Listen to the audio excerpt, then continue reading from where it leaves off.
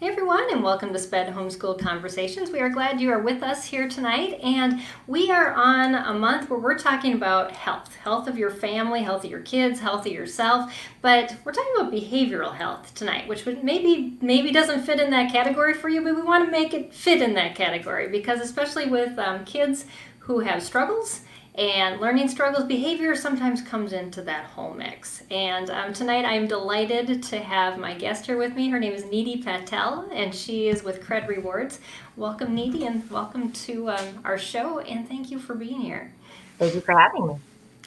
Yeah. So we're going to talk tonight about how parents can empower children to self-regulate. And I know I've got a lot of questions for you, but I also want to let our guests know you can add your questions too. If you have a child who has maybe some behavioral issues, you already know what self-regulation is, and you're going, we've been dealing with that and we haven't conquered it, definitely throw those into the feed, whether you're watching on Facebook, YouTube, or Periscope. We can respond to you in all those places.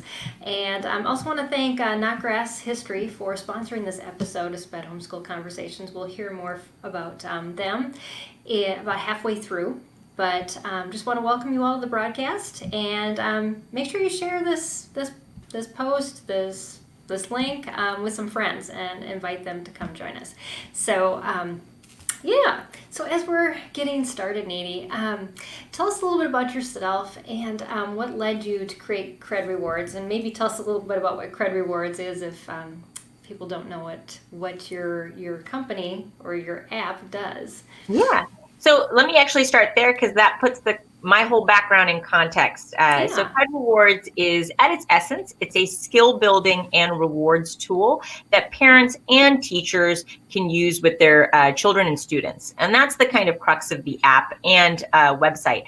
My background is I'm a parent. I'm a parent of students with special needs. I am previously a teacher of 6th grade and 7th grade and 8th grade, so middle school teacher. The hard years. The hard years, very difficult years. In a school that was considered a high needs school in an urban district. So we saw a lot of students with varied needs, whether or not they had formally an IEP or not. The needs were very varied in my classroom.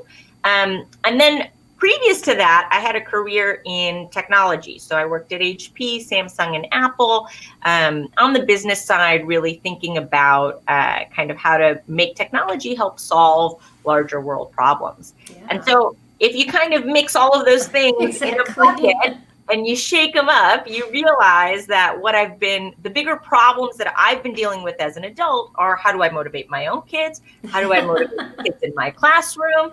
You put in a little bit of, technology can help you solve things. And that's where I started talking to former colleagues, former friends to say, I've been doing this research around adolescent motivation and child motivation, but how do we put it in a technology format that can be engaging for kids, but also easy to use for parents and teachers, so that it can start to get implemented and really support adults in motivating their kids and helping them through certain behavioral challenges by giving them autonomy. Yeah. I love that word you said, support, as for the parents, because oftentimes we think of motivating kids and we don't think about the support that we need, but it is taxing on us to motivate our kids, and it is something that we need support for. So I just wanted to point that out. That's awesome. So first off, I'd love for you to address what actually is self-regulation, and then the difference between a bribe and a reward, because I think a lot of parents get into that context of, well, I'm just bribing them to really behave. Shouldn't they just want to do this eventually? And I know we talked a little bit about this before the broadcast started, so I know you have a good answer. Yeah. So the way that I would define self-regulation, and obviously I'm not a psychologist by training, so keep that in mind. But in the research that I've done, as well as the experts, including psychologists and behaviorists who I've talked to, self-regulation is really about developing the discipline to manage your own emotions and manage your own reactions to the things around you in order to meet your goals. And that I think is really important because when I say discipline, it's not something that people, even I mean, really anyone has naturally built in. You really have to develop it over time. And I think that's one of the big keys, is that it's not something that's just naturally there. You do have to develop it. And I think that's where kind of parents and adults kind of lean towards bribes or rewards to say, how do I kind of incentivize my kids to do certain things? And the way that I would differentiate a bribe versus a reward is a bribe is really transactional. It's really about, you know, hey, can you be quiet for 10 minutes and I'll give you a cookie? That is a bribe, right? That's saying, for 10 minutes, we've all done it. So we're laughing. No judgment about that. And especially now with a lot of parents who were not homeschoolers, but have children at home, and they're realizing, I need some system. Bribes are often what we turn to as parents. But even just shifting the language of that statement. So instead of, if you can just be quiet for 10 minutes, I'll give you a cookie. To, let's practice being quiet and sitting quietly for 10 minutes today. And if you can do that, then you can earn a cookie. So there's a couple of differences in just the framing of that, where it becomes kind of a positive behavior reward. One, I said practice. So this now helps kids understand that this is not something I'm doing once, but it's something I'm going to start to do over and over again to build something like a skill or a habit. So that's one piece. And I think the second piece is earn, because it's not, you're going to get a cookie. I give you a cookie. It's actually something that you are going to earn yourself. That cookie becomes yours as soon as you accomplish the skill or develop that skill. And I think it's almost like you put it in this like little transactional box where, okay, it's kind of been agreed upon. Now it's yours on your side to open the other side of the box. Exactly. I've already put it in there with the trust that that's going to happen. Yeah, that's a great way to put it. And I think, you know, even ideally you would do things where you're talking about the skills that the child wants to build and with the child developing that set. But even in that transactional moment, you can shift it from a bribe to more of a positive behavior skill building activity just by kind of language differentiation. And those things do, I think, trigger different emotions and reactions in adults as well as children, and kind of reframes what I'm doing. I'm not getting a cookie because I'm quiet. I'm actually going to work on this skill. And then when I do things positively for myself, I earn benefits. Yeah, that makes so much sense. I talk and I give a parenting talk on character, and I talk about a child who has not had any boundaries developed, like this flat piece of cardboard, and how you have this ping pong ball that can just roll around and rolls right off. But how when we train character, it's like taking a little Lego brick, and every time they do a right thing, it's like a Lego brick around the edge. But it takes a long time to build that up, and we expect kids just to all of a sudden have these really big walls, where they can control themselves. But it goes back to what you said about developing discipline. I love that. Practicing and building, you know, it's in that same mindset. And I think as a parent, if you can wrap yourself around the concept that this isn't a one-time thing where this one transaction is going to build these walls, you know, to the height of where this child is going to stop every time that they, you know, they're working on this behavior or whatever. It's a process. It is. And I think, you know, one thing that I love that I've heard from a lot of different psychologists talk about in terms of childhood motivation, or how do you motivate kids to kind of start to build that discipline? There's two kind of big factors that I've heard, and you can kind of think about them as buckets. So one bucket is positive attention. If you don't give a child positive attention, their bucket's not filled, and they're going to go find it elsewhere. The second is autonomy.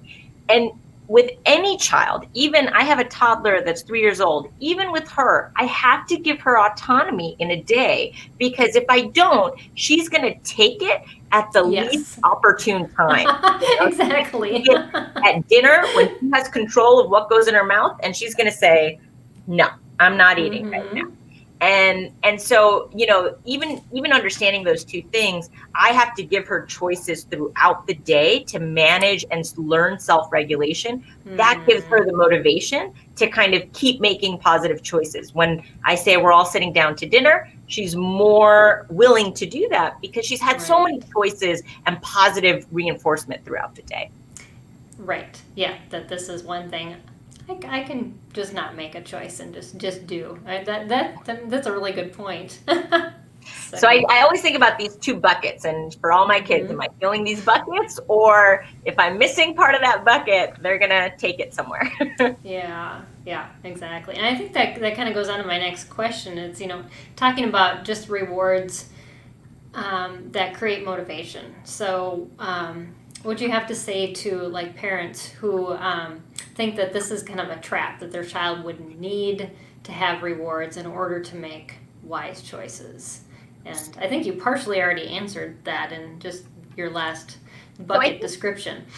Peggy, I think the simplest answer is don't reward things that your kids are intrinsically motivated to do. Yes. And that's the simplest way to say it, because what you want to reward are either skills or habits that for whatever reason there is a barrier for your child to start on that path. And that's what you're trying to get over. You're trying to get over that barrier hump so that they start doing it a little bit and start gaining the muscle memory or the mental muscle memory to do something. And then as they build that habit, you actually do want to lay off the reward. You don't want to keep giving a reward for the same thing forever. You want to do it until that habit is formed, and then you want to lay off. And I think that's really important. Like, I don't give my son rewards for playing Fortnite. That's something that he exactly. It's rewarding in itself. in the world to do. But to work on math for an extra 30 minutes a couple times a week, that is something that I'm trying to have him build. And for me, the mentality is if he works on math for an extra 30 minutes a day, it's going to be annoying for him at first because he thinks he's bad at math. But as you work on math, you get a little bit better and you realize, oh, this isn't as hard as I thought it was last week, and I can do it a lot faster now. And so you're starting to actually build some of that intrinsic motivation. So over time, I don't want to keep rewarding that. I want to move on to another skill, whether it's social, emotional, or academic, that I can encourage him to develop on his own. Right. Yeah. And I mean, we were even talking before the broadcast about this, how, even we as adults build in motivations for ourselves for things, because there are some things that our kids will struggle with all the way through their school, and we may have to at some point motivate them in those areas just because they are tough. I mean, there's certain things that I always look at my list of to-dos and I have to number them and say, okay, just get done with this and then you can do this. And then you can do this. You build in rewards as adults. I used to do that when I went to the gym, as I was mentioning earlier. If I made it to the gym, then I would let myself buy, something that I wanted to buy or something like that. And we just naturally do that for difficult things, for things that we have a barrier to accomplish. And that's, I think, the one kind of key mindset to prevent it from. You're not going to overdo it if you're just focusing on those things that your child has a barrier to accomplish. Yeah, I love that. Yeah, that is so true. That's a great way to look at it. Would you talk a little bit about punishments and versus rewards and a family system? And now, I didn't even realize this growing up, but my family system was built around punishments. Yet I saw my parents as loving, But yet, what are the short and long-term effects of a punishment strategy versus a reward strategy? Yeah, it's a great question. And I will be both honest and truthful. As a parent, I use punishments. It's something that I've been working with every new child, and I have a newborn now. So with every new child, I try to kind Yes. of lay off a little bit on the punishment and, kind of shift the balance more towards that positive reinforcement. But it's still a journey that I'm on myself. You do see the benefits so clearly when you're able to shift that balance. But it's important. And I actually was doing some research around punishments. And what's really interesting about punishments is that learning from your mistakes is very complicated. And so, Yeah. the typical answer of why you shouldn't do punishments is, it's a negative orientation. It's focusing on the negatives versus the positives. All of those things are true. But I think actually the scientific background of it's very complicated to understand what you did wrong and why you're getting punished. So as a very simple example, if my toddler spills milk on the table and I say, hey, go to your room now that you spilled milk on the table. What did she do wrong there? Was it putting milk on the table to begin with? Was it that she was not focused on what she was doing and knocked it over, again, on accident? Was it the table that she wasn't supposed to put things on? It's not clear where the mistake is. So I think especially for children who are still developing so much of their cognitive abilities, really understanding what they did wrong is very difficult in a punishment-oriented There's so many variables involved in there. So many where taking it back to the context of what you were talking about before with the rewards, it was very simplified and very categorized as to this is what specifically needs to happen, and then this is what will come about from that. Exactly. And I think rewards then, like you just said, can do that. They can say, hey, you did this very specific thing, therefore you get this very specific thing, or you earn this very specific thing. So that link is made so very clearly in children's minds. Whereas a punishment is like, well, what did I do wrong? What was I supposed to do? I'm not supposed to accidentally hit the milk. How am I to prevent that? Right. So I think, that to me is one of the biggest drivers. And obviously, as somebody that's also very passionate about positive parenting, there's a whole slew of research around, the shame and blame and what that does for long-term effects on the way children kind of perceive themselves, and how they kind of go about the world. In a punishment orientation, they're going to do just enough to not get punished, right? They're not really thinking about the bigger picture. They're just, oh, don't put the milk on that table because we get in trouble if we put milk on that table, versus just drink milk at the dinner table. Like that's the only table they used to have the milk on. Right. So I think that's a very important aspect of punishment as well, the positive parenting kind of research. Yeah, that makes so much sense.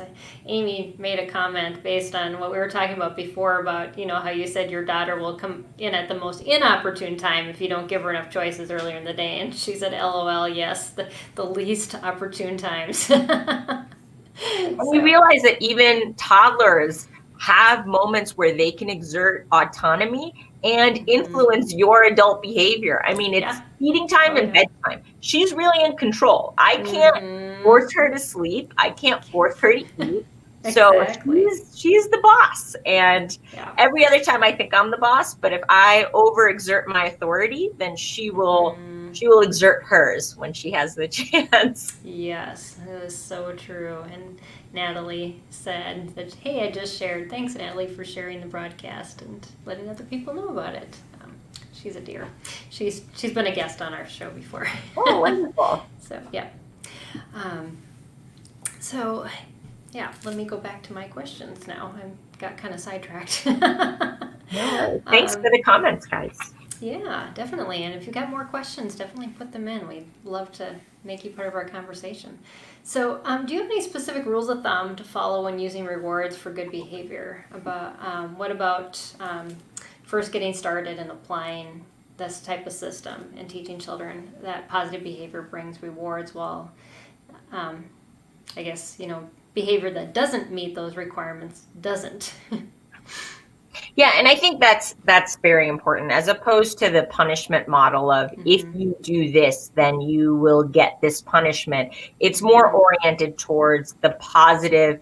You want to earn, you want to build, you want to grow in this positive direction. And if you don't do those things, I'm not going to do anything. It's just that you're not going to be going in this trajectory, you know, and we want to be on a path towards positivity. So I do think that's a really important point, Peggy, that you made. So I have, in my mind, or at least with Cred, we came up with this model of 5 key rules of how to do rewards right, from a lot of the research that stems from like psychology, like Bond and Skinner's operant conditioning. So we looked at a lot of research and sort of here's what we came up with. Awesome.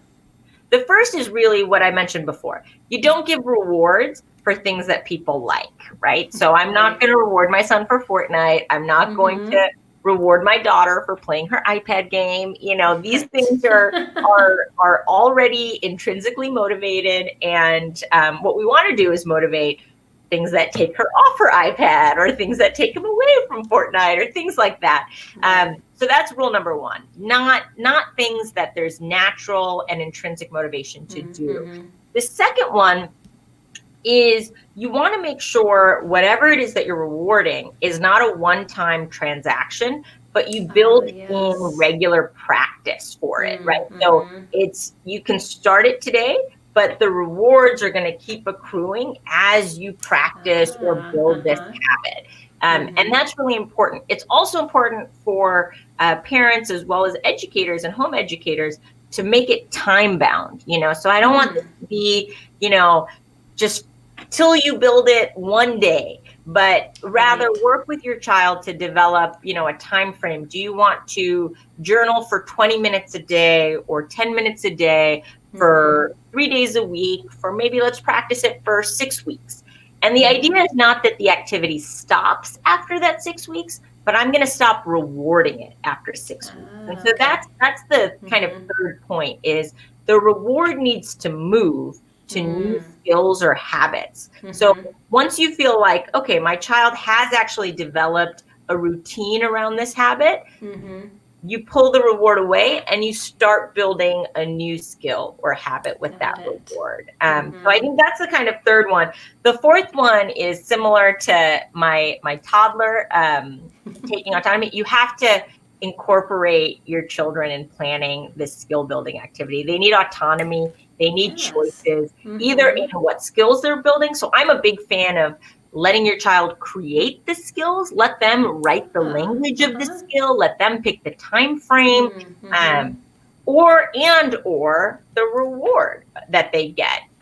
Because that leads me to my fifth very important thing, is rewards matter. And we all know this, right? So if I gave myself a reward, like if you go to the gym, you can eat broccoli.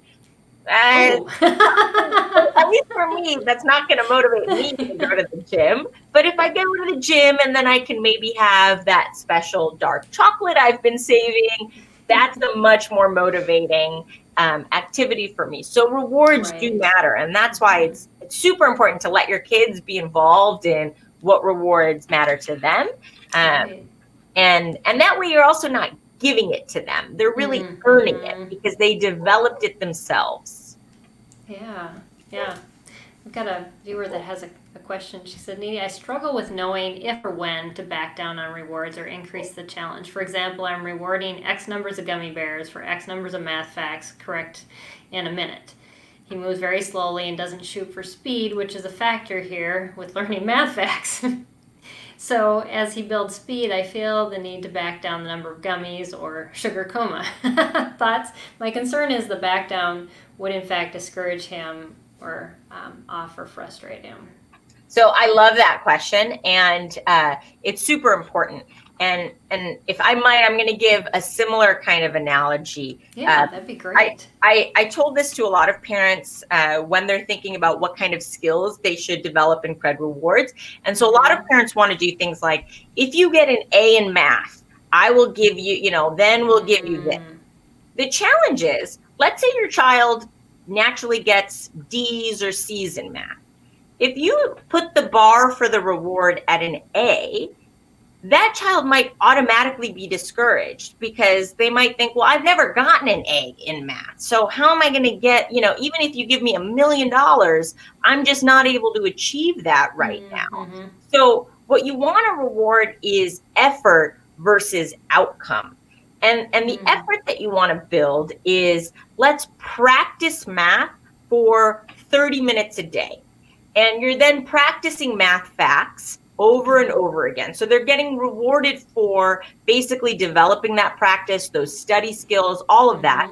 And as they do that, that effort naturally results in improved outcomes in number of math facts correct in a minute, right? That naturally is going to improve that outcome. But the reward needs to be on the effort of practice, because it's achievable and you can motivate that behavior. It's hard to motivate outcomes because, if you just don't feel like I'm going to get there, or, it's too hard, you're naturally just not going to participate in the rewarding activity. So that's one thing that we've often told parents is focus on building effort into practicing something versus the final outcome that we all want at the end of the day. But it's because I think that fear starts to come in, doesn't it? I can just kind of picture how a student would feel about that, is that I'm fearful I can't make this, therefore I won't even try. Versus I'm getting rewarded for trying, not whether or not my answer is right. And so I'll keep trying and see how it goes. Exactly. So yeah, that's a great way to look at it, because we often look at these things like, I even made some notes about, just how we write like IEPs, and we set IEP goals, but that goal is based on the outcome, and yet the rewards and the motivation and the progress happens through practice. It doesn't happen by getting things right away. I mean, it's like a gradual increase. So that totally makes sense. And as a teacher of students with IEPs, I would have to translate those IEP goals into, I ran classroom rewards all the time. Teachers, I would say a majority of teachers have some form of rewards program that they run in their classroom. But you would have to translate them to what is it that I want them to try to do on a day-to-day basis. And if it was, 3-digit by 3-digit multiplication, then the practice of 3-digit by 3-digit multiplication would garner points or whatever reward system I had. It wasn't accomplishing it. It was trying those types of problems would garner rewards. Yeah. It's interesting. Today I was just reading a book, and it said that of all the experts in the world, across any kind of anything, so you're talking sports, we're talking business, all these things, they said that person had to do and keep doing that same thing, but then it had very little to do with natural talent. But the process of doing it 415 days, which is, over a year straight, for them to hit the top levels of performance. And so there's so much truth in what you're talking about, is just this constant practice and repetition and building, and all of that is so necessary. And it's that discipline that we're giving our kids for life, not just for math facts or, to behave well when, you need to have a conference call and they need to be quiet. But you're building life skills for them on how to stay diligent through things that they may not enjoy doing. Yeah, exactly. I actually, similarly, I was reading this book called The Dip. It's very fascinating. I recommend. It's very short. It's, I think, 100 pages or something. But it talks about kind of for adults, as you go through journeys doing difficult things. When you start on difficult things, like maybe a new business venture, what have you, you're elated and you have all this vision and excitement. So you're on kind of this uphill, you're on this upward trajectory. But then what happens is reality sets in and things get hard, and things are just naturally difficult. So you go through this period of a dip. And the argument this author makes is the successful people make it through that dip, but most people quit at the dip because it's just hard. And similar to what you mentioned about that practice, if you can find the motivation to get through that dip. And children have to dip too, right? Where it's like, oh, this is too hard. I don't, there's all these numbers or all these things. It's too hard. If you can find the motivation to get through that dip, then they really can see the progress and the achievements that they're building themselves that keep them on a self-motivated path. It's so true. Yeah. Seen it over and over again and with kids, of my own. And that's a great analogy. And I'll have to read that book. Definitely. So we're going to let Nidhi take a quick break, and we're going to hear from our sponsor, and then we'll have her back as we continue on this discussion. I'm excited to hear what else you have to say and to teach us. So I'm going to let her go off, and then we just want to thank Knotgrass History for sponsoring this episode of SPED Homeschool Conversations. I'll let you know a little bit about Knotgrass History. Their curriculum gives parents a flexible set of tools that you can adjust to meet the needs of each student in your family. They use a readable typeface in their books to make reading easier for students and parents. Hundreds of full-color photographs and illustrations provide a rich experience for visual learners. All their courses include hands-on activities for students who like to write, draw, build, and create. Marilyn from Pennsylvania says this about Knotgrass History curriculum. It's such a delight to see my son retain and enjoy history, especially as he has learning disabilities that make it difficult to retain information. Your curriculum is one of our victories. You can try out Knotgrass History for free. So if you're still kind of going, what are we using for history? I want to encourage you just to try out their free samples and see if it works for your family. Visit their website at knotgrass.com, which you can see in the video, or if you're watching the video, down below me. So thank you, Knotgrass History, for again sponsoring this episode of SPED Homeschool Conversations. And I'm going to have Nidhi come back now, and we're going to continue talking about how to how parents can empower children to self-regulate. And we've had such a good conversation already, and we want to thank you all for being part of that conversation, adding in your comments and questions. That definitely adds some richness to our conversation because it makes it real. It's not just the two of us talking as, parents with just some expert advice, but we're kind of getting into the depths of this is what we deal with every day, and it's not just in our homes, but it's in a lot of homes. And so thank you for adding your comments and questions up here. And thank you, Nidhi, for all the great answers you've had already and wisdom to share with us. Thank you for the wonderful question. It helps us all think, because as parents, we're all dealing with this. Yes, exactly. And that really takes us to our next question, because whether we've been homeschooling for a long time or this is like something we've been thrown into, I think parents can see the benefit of this reward-based system, but how can this be a way to make schedules and the things that we still see as hiccups in those schedules a little more productive in using a reward-based system and adding that in as we're kind of going along? Yeah, so I think I think the one thing the one of many things that's amazing about homeschooling is the flexibility that is offered to both parents as well as students to manage how you get to certain outcomes. That it doesn't have to be, as a teacher, I had a lesson objective, and I had only a certain amount of time and a certain number of classes to get my students to mastery. And if they didn't get to mastery for whatever reason, they got a bad grade, and that was it. And then I moved on to something else, and that grade was there for them for all of eternity. And I think the difference is, when I was teaching my child at home, the difference is I was much more flexible, right? So I was saying, okay, this is a challenging topic, and perhaps I'm not explaining it in the best way for you to learn it, or maybe you just need to take a break from it and try again after a while. And that was available to me. And I think that's when you think about kind of implementing a reward system, allowing the flexibility for you and your child to think about what the skill is, think about how long you want to work on it. And it doesn't have to be a continuous time frame. That practice, although it's best to build habits when you do something continuously, if you need to take a break from it and then come back to it, that's also okay. And our Mm-hmm. system kind of allows for that, where you don't get penalized if you skip a week. Right. It's just you still have that extra week to kind of build that skill at the end of it. And I think that's also sort of really important, that flexibility to develop your own skills and develop the timeline and process for how you're going to meet those goals.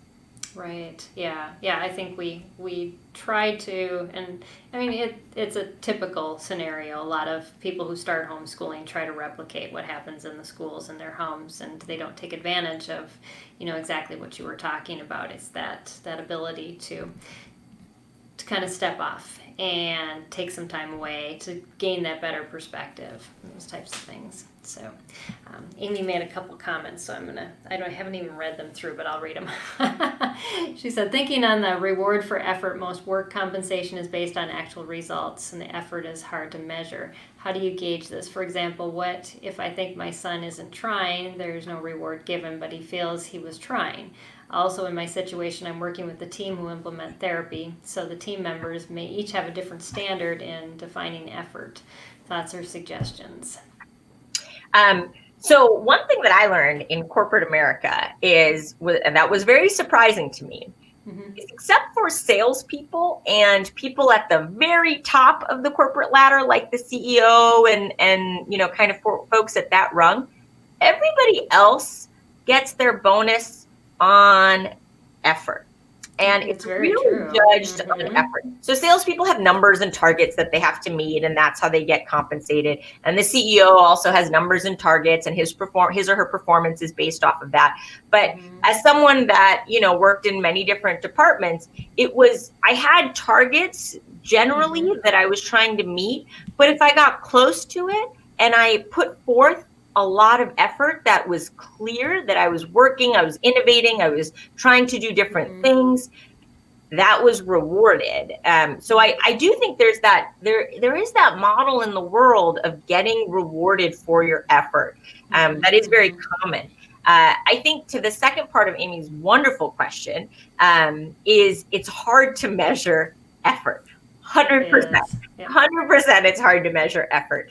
And I think one way that we believe you can measure effort is just through a time commitment. So the way that Kred Rewards is built is you set a time commitment per day, per week, and then per a number of weeks. So am I going to work on something for 10 minutes a day, for 5 days a week, or 3 days a week, and then for 6-7 weeks, whatever that time frame is, you set it up front.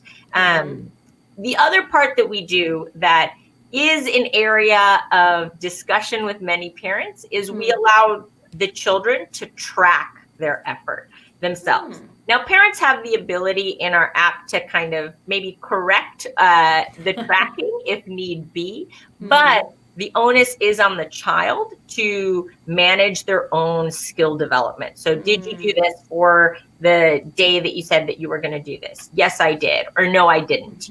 So that kind of practice also builds a little bit of just self-reflection of, I said I was going to do this and I didn't do it today, which means I'm kind of going to miss my week. I said I'd do it 3 days a week, but I'm already more than halfway done with the week. So it doesn't look like I'm going to meet my goal. That kind of self-reflection is really important. And again, you're not penalized because it's not that you're going to fail the skill. It just means you have to meet that skill over a longer period of time, right? You just have to do it for a little bit longer.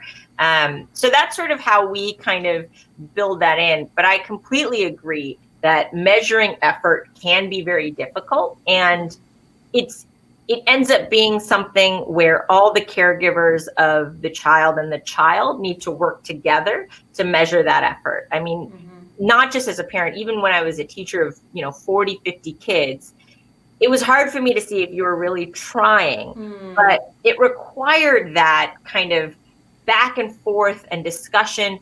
And most importantly, that trust that I gave to my students and my children of, well, you need to tell me, how do you feel you did on this? Do you feel like you put forth your best effort, or, could you have done things differently? And that's really important, because at the end of the day, this isn't, it really is about building that skill. So that self-reflection and that ability to kind of be honest and truthful and gain the trust is itself a skill. If your child, and my child did this, by the way, he would just kind of not be honest in his tracking a couple of weeks. It was a great opportunity for me as a parent to have a discussion about that. I saw that, you said that you journaled 5 days a week, but, we shared our journals, and I noticed that there were only 2 entries. So talk to me about kind of your perspective about why you thought you did 5 days. Did you do 2 over 5 days? Talk to me about it. And that was an important moment for him to realize that actually I shouldn't just lie, because now I'm in this uncomfortable conversation with my mom about how I lied, and this is an uncomfortable situation I'd rather not have. So that was actually a great learning. I'm glad that he did that, because it was a very good learning experience. Yeah, that is having older kids. I'm glad they made a lot of the mistakes they did when they were younger, because we had those discussions and they don't happen now that they're young adults.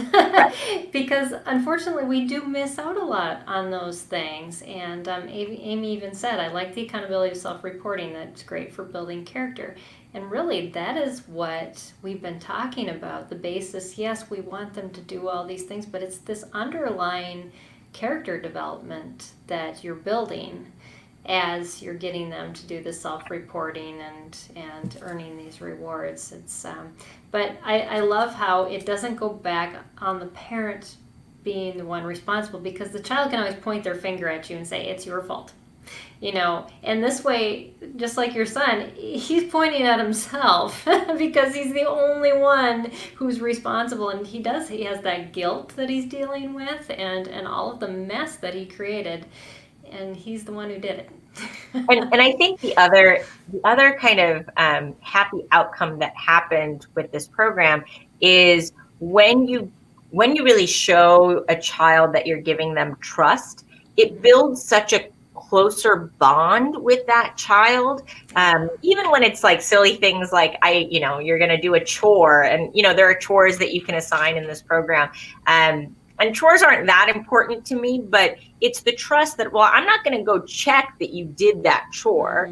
I see that on this program you said that you did it, so I trust that you did it.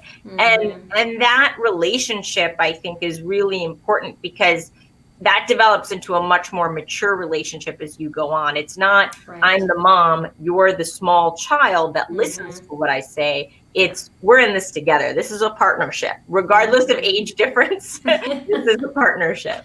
Exactly. Yes, that is so true. And as they get older, I mean, I always ask people, is this something that your younger child is doing that you want them to be doing when they're 15, 16, 17 years old? No. There has to be a way you're going to train them out of this, because you don't want to be hovering over them at that age, because their behavior is going to be much worse to get it done. So yeah, working on those when they're younger and that's such an important point. One of the things that I noticed, especially with students with very classified as sort of mild behavioral challenges or very mild diagnoses, oftentimes certain schools and school districts, even in high school, would give them a one-to-one paraprofessional. And what you see at those later stages, especially high school, junior, senior year, is if you have a one-to-one, if you have an adult following you around every moment of your school day, you're not building that self-management and autonomy that you're going to need months from now when the school district is no longer going to offer you this support. So that to me was a really big moment in my life where I realized I actually have to be building those skills much more so than almost anything else, because if my students can't kind of learn how to access support and ask for what they need, they're not just going to be handed support when they're older.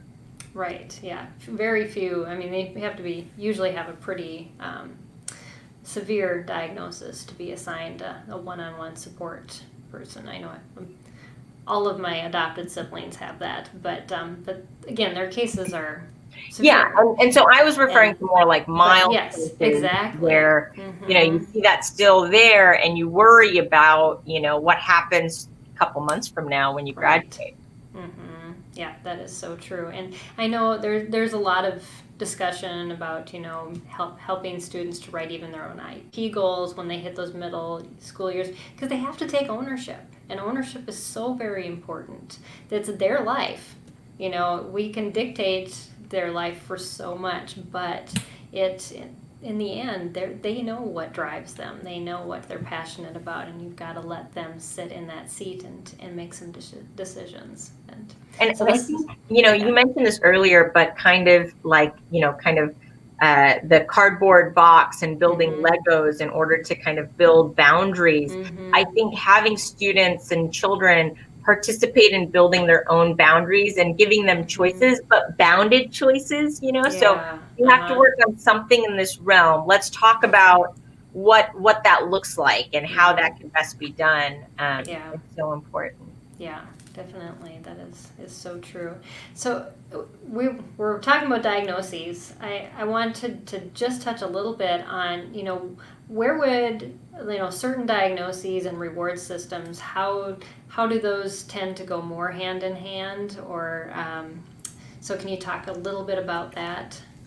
Sure. I mean, so the students that I have seen so far be very successful on our program of a reward system are a couple of areas. So in kind of the IEP definition, so students with mild to moderate autism or on the Asperger's spectrum, or what's classified as behavioral or emotional challenges, those students I've seen have tremendous benefits from a reward system where giving that external motivation to work on something that there may not be that intrinsic motivation to kind of try, or there's some barrier that's not ability or capability or built skill set. There's some other barrier that's preventing that child from trying to do something. That's where reward seems to have its sweet spot.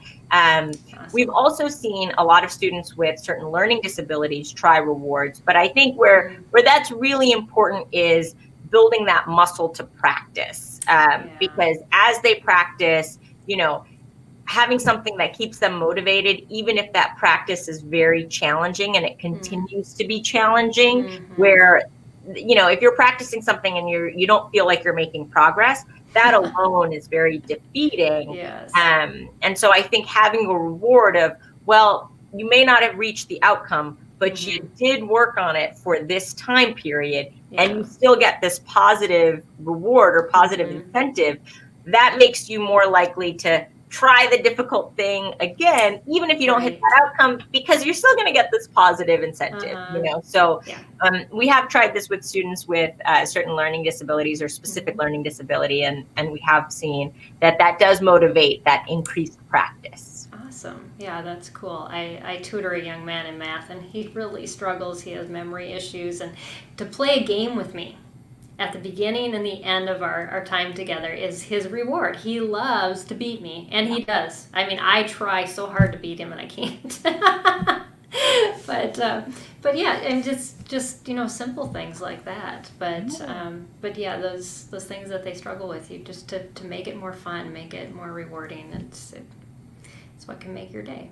So I love that. Yeah. So I want to definitely leave time for you to talk a little bit about Kred Rewards, and just tell our viewers about it. I put in there also, any stories you have to share, but Amy also had a question about that, saying, I looked at your website, neat concept, can several people log in and award points to one child? Again, in my situation with 10 helpers who work with my son, that would be super handy. And also, if you want to know anything about homeschooling with 10 helpers, you've got to look back in the reruns of our SPED Homeschool Conversation, because I interviewed Amy in July. So you definitely want to check out that interview and how she does that.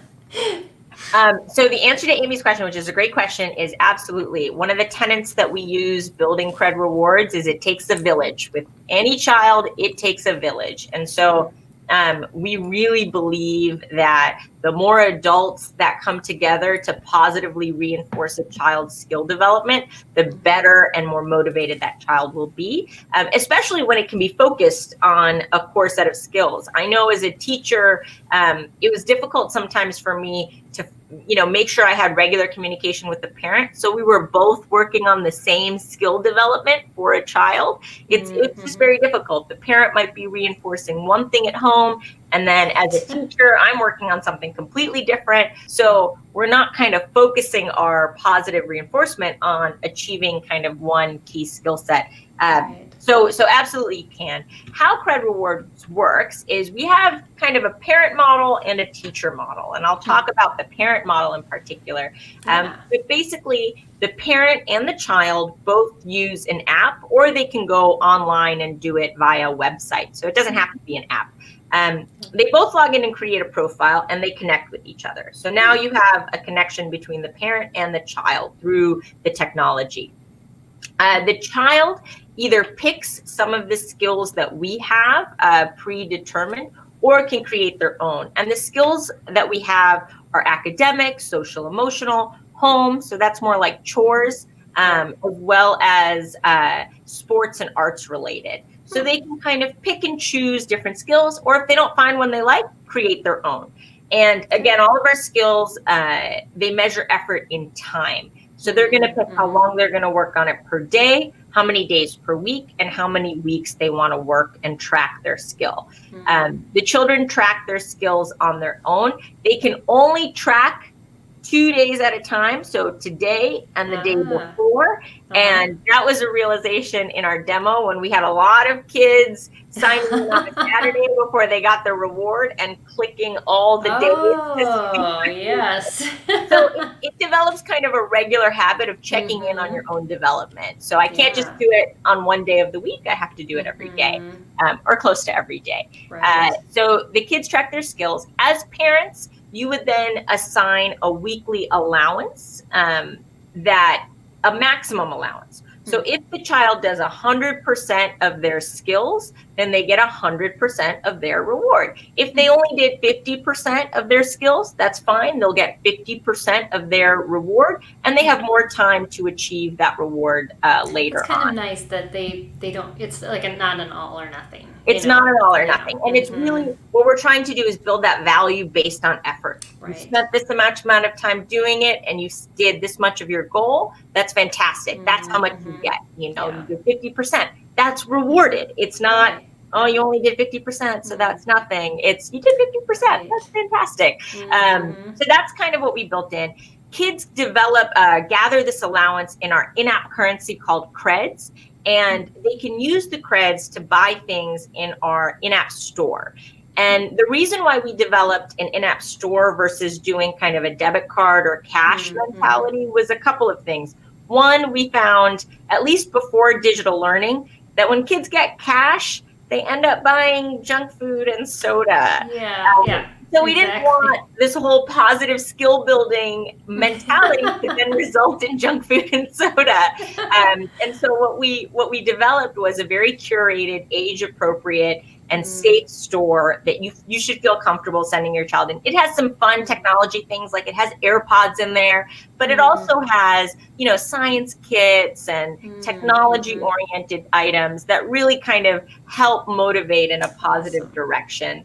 So you feel good about your kids spending your money in those places. And one thing I want to assure all parents is the way that we make money on this app is when products are purchased, that vendor gives us the retail margin. So we charge exactly what that product costs on any other store. We don't ask for more money. It's also a free to use program for parents. So there's no charge anywhere to our users. The only way that we make money is when a product is purchased, it's that retail margin that any store would get from that vendor. But it's great. I mean, the kids, I often get emails because we have a help at Cred app or info at Cred app that kids get access to. And I can't cool. tell you how many emails I get of products that they want added to the rewards store. Funny. So they'll say, can you put this on there, that on there? My mom said it was okay if you put this on there, which we're always open to. We want to make it useful, and we make it age appropriate. So depending on the age of your child, they'll see something slightly different. High school students will see one thing versus, 8-year-olds will see kind of a different store that makes sense for them. But everything that we're trying to encourage is, skill building, positive behavior. We have a lot of journals and books about self-reflection and things of that nature that we include in our rewards store. Yeah. Well, you're building upon building. It's, the rewards themselves are, and I think we were talking about this before we started the video, is that, you're trying to build them to seek out positive things for positive behavior. Right. And so it's just this compounding of that. Right. And yeah, that's awesome. Well, it's so exciting. So, yeah, it's a really exciting thing. We also launched, a teacher version of the app, and the only difference between the parent and teacher version, just in case any homeschool parents want to use the teacher version, which you're more than welcome to, is the teacher version, you would create your own digital reward store. So it doesn't have things that cost money. So you're giving points instead of money, and the points can be used for free things that you put in the app. So we have teachers that have put things like, get a positive note home, or, no homework day, or things that they can kind of give in the classroom. Well, that would be great for like a homeschool co-op or a field trip group where you want to make sure that the kids are using positive behavior, and yet it doesn't cost you anything to do that. So I love that addition, because I think homeschoolers can definitely use the teacher version. All you would do differently is, instead of saying I'm a parent, you would log in as I'm a teacher, and that puts you in which you are. So you would go into that teacher realm. Awesome. Yeah, I may even do that with my one student that comes over for math. So, so if you're listening to the podcast and you can't see the website, it's Kred App, so KREDAPP.com. I want to make sure I spell it right for you so you get that. But that's where you can find out more information about Kred Rewards and everything that Nidhi's been talking about, and definitely check them out. It's, like she said, it's free to just take a peek and see how it works, and yeah, definitely you want to build up some positive character and self-regulation, which we've been talking about. And this has just been a wonderful discussion. I want to thank you for Amy just said thank you, Nidhi, for all your answers and tips. Thank you, Amy. And one last thing I forgot to mention, it's we are so open to feedback, because we developed this initially with a grant from the U.S. Department of Education, really for the purpose of building this self-management and motivational tool for students. Awesome. So we are always open to feedback, to making this a more useful tool. One of the things that actually resulted from feedback is we now let students pick a daily emoji that kind of represents how they feel during the day, which teachers actually told me they love, because without having to ask a student, how are you feeling, they can see that there's a sad face, and so they know I should probably follow up with this student. That's an example of where we are very open to and responsive to feedback, and we want to make this product the best for you. That's awesome. Just it's always in development, right? Yeah, that's right. And there's no better minds than the minds of the users and parents and teachers and homeschoolers. Those are the people that really know what they need, and so we gotta listen. Yeah. Ethel said, cool. And I know Creative Minds Homeschooling is watching us on YouTube, and so I hope you watch this one live. I think you caught us at the end, but watch the rerun. So I definitely want to. Nidhi has some great information to share. So, well, thank you again. This has Thank you so been much. such an awesome discussion. I think definitely much needed information for parents, and because we kind of feel like we're pulling out our hair. And I love, again, what you said at the beginning was we need support, because it takes a lot of effort in motivating kids sometimes, and it's in those hard things, like you said, and to have that support system to say, okay, I feel like I'm getting the support I need now, so I can motivate my kids in that right direction. So so thank you for just your work in this area, and I know you're a mom, and this has been motivated by your own children, and so thank you for just following through with that. I know it's tough work when you're homeschooling and you're running a business and you've got a new baby and